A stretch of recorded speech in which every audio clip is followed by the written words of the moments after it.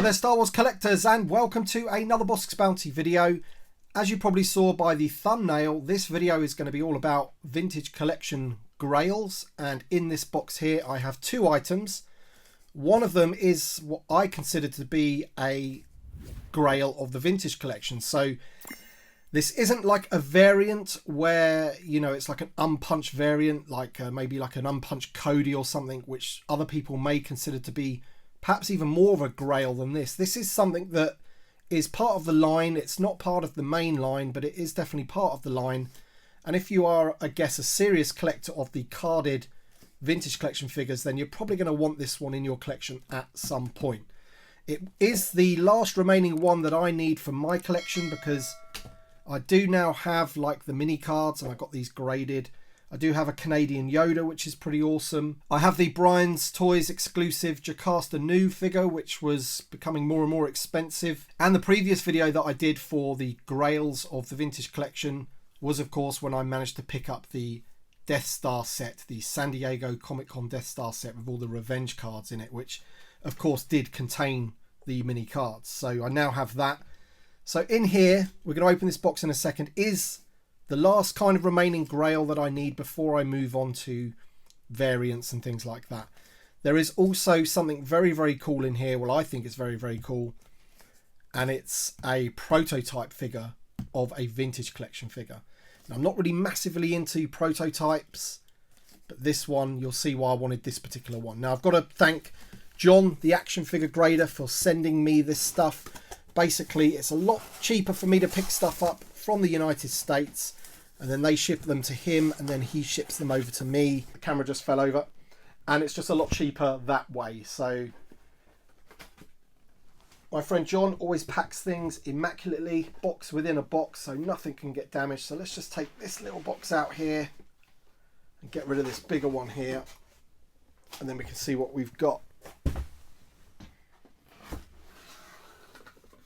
Okay, so I'm just going to put the figure out of the way here. So first of all, we have a star case. Let's take the star case out. And then we can get this box out of the way. And then we can see what we've got. All right, so there's a star case all nicely packed to keep it secure. And you can just see on the side there, giving it away what it is. So there we have an unpunched example of Jar Jar Binks in Carbonite. Now this of course came in that set with all those sort of Lost Line cards, I think they're called. 6 other figures, and this one slotted into the top. Now those other card backs don't really interest me too much. I don't really count them as part of the vintage collection. Although they do contain figures of the vintage collection for the most part, but there's the back of the card, not for individual sale. It is a beautiful example. It's in perfect condition. There is a slight little mark there, but that is a factory mark. And like my other sort of rarities of the vintage collection, I may have to get this one graded, but there he is looking pretty awesome.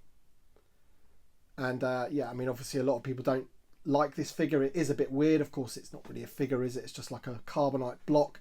And it's taken the mickey out of Jar Jar Binks. But I think, as I said, you know, if you're a serious collector of the vintage collection from a carded point of view, then you're going to want this guy in your collection, really.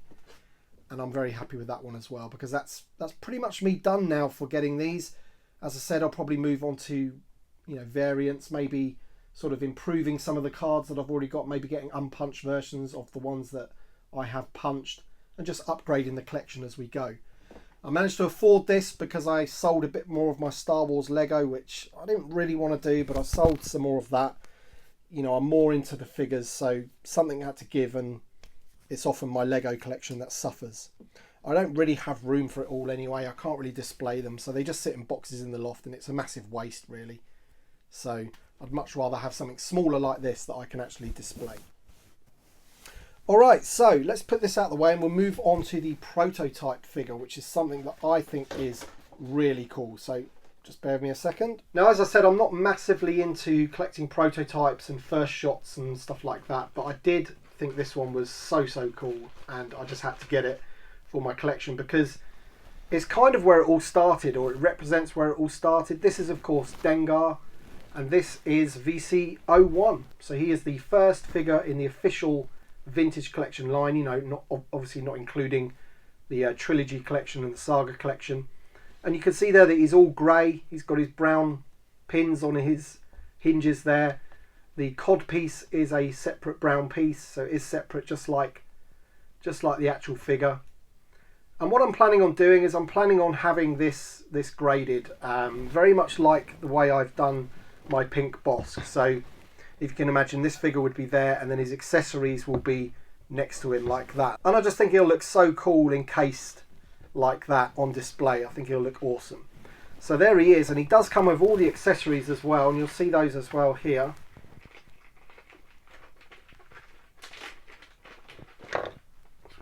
Get those out there. So you've got his backpack, which is, look, all brown, unpainted. So I believe these are, you know, described as first shot prototypes. And there's his blaster, or his, you know, the large rifle blaster, and then his mini blaster there, which is awesome, all in brown. So I'm thinking that, you know, when I send it off to be graded, he'll be placed like this there, maybe with the backpack there.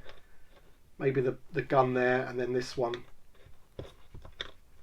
like that in a case. I think that'll look pretty awesome. But here's a close-up of him. He is fully articulated. You know, this is basically a complete prototype before they go off for painting, really. So they pass all the quality control issues with the articulation and things like that. But yeah, he is super stiff limbs, uncracked, hardly moved, so he should grade really well. So there you go then, guys. That is my Grail haul for today. It's the Jar Jar Binks in Carbonite. Some people think he's a pretty poor figure.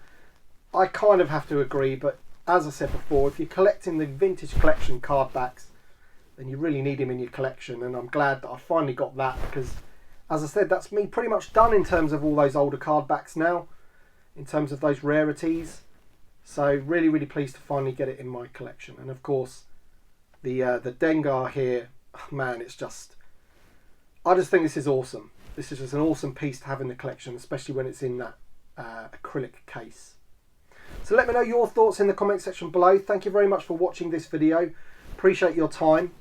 Drop a like down below if you've enjoyed it, and we shall see you on the next one.